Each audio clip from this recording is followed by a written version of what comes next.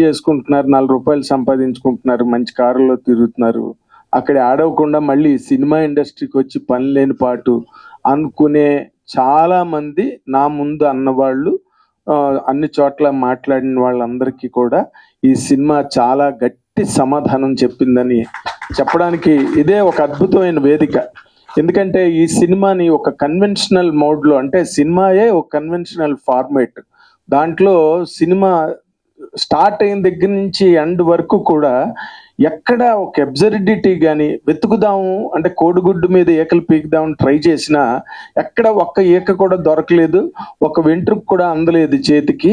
And ఆ conventional పెరాడైమ్ ఏదైతే ఉందో ప్రతి సీను కొత్తగా ఉంది, ప్రతి క్యారెక్టర్ కొత్తగా ఉంది, ప్రతి మలుపు కొత్తగా ఉంది, ప్రతి ముగింపు ఆ సీన్ కి ఆ ఆర్క్ ఫినిషింగ్ ఎంత బాగా చేశారంటే Nithin, Bharath, I really appreciate you. ఎందుకంటే చాలా సీనియర్ డైరెక్టర్స్ లాగా మీరు దాన్ని ఎంత బాగా ఆర్టికులేట్ చేశారు ఆ కథని.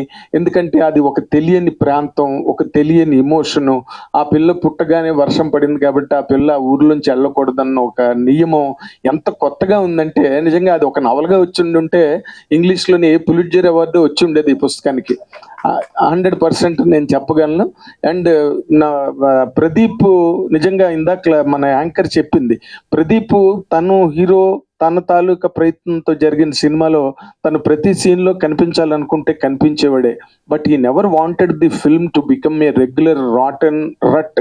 దాన్ని ఎంత ఫ్రెష్గా ప్రజెంట్ చేయాలనుకున్నాడో అంత గొప్పగా నువ్వు ప్రజెంట్ చేశాడు. ఎక్కడ అంటే వాళ్ళు ఇందాకల నుంచి భార్య పిల్లలతోని సకుటుంబ సపరివార సమేతంగా ఇరుగు పొరుగులతోని ఇంటి వెనకతల పక్కన ఉన్న వాళ్ళందరితోని సినిమాకి రమ్మని చెప్తున్నారే, అది 100% కరెక్ట్. ఎందుకంటే ఇంటికి వెళ్ళి కూడా మళ్ళీ రిపీటెడ్గా ఆ జోకులన్నీ చెప్పుకుని నేను నిన్న మాట్లాడుతూ ఎన్ని సీన్లు నేను గుర్తు చేసుకున్నానో ప్రదీప్తో.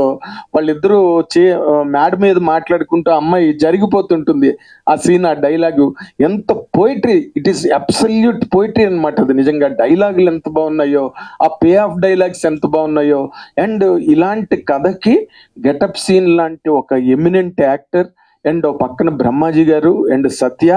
ఈ కన్వెన్షనల్ ఎందుకన్నానంటే పాత సినిమాలన్నిట్లోని రామారావుకి నాగేశ్వరరావుకి ఎంత పెద్ద క్యారెక్టర్ ఉండేదో రేలంగి గారికి కూడా అంతే పెద్ద క్యారెక్టర్ ఉండేది, సాంగ్స్ ఉండేవి. ఆ కన్వెన్షనల్ మోడాలిటీని కూడా ఎక్కడ మిస్ కాకుండా సినిమాని చేశారు. అండ్ జాతిరత్నాలు లాంటి ఒక ఎంటర్టైన్మెంట్ ఇది 100%. అది ఎంత పెద్ద హిట్ అయిందో మనకు తెలుసు.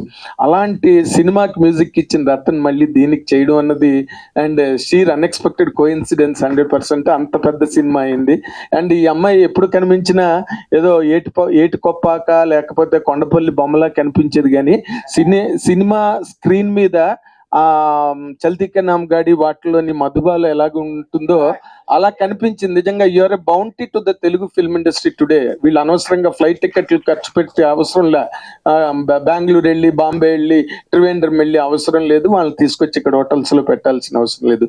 You're a big bounty to the Telugu film industry and the whole team of talent. అంటే షీర్ టాలెంట్ అన్నమాట, మెరిట్.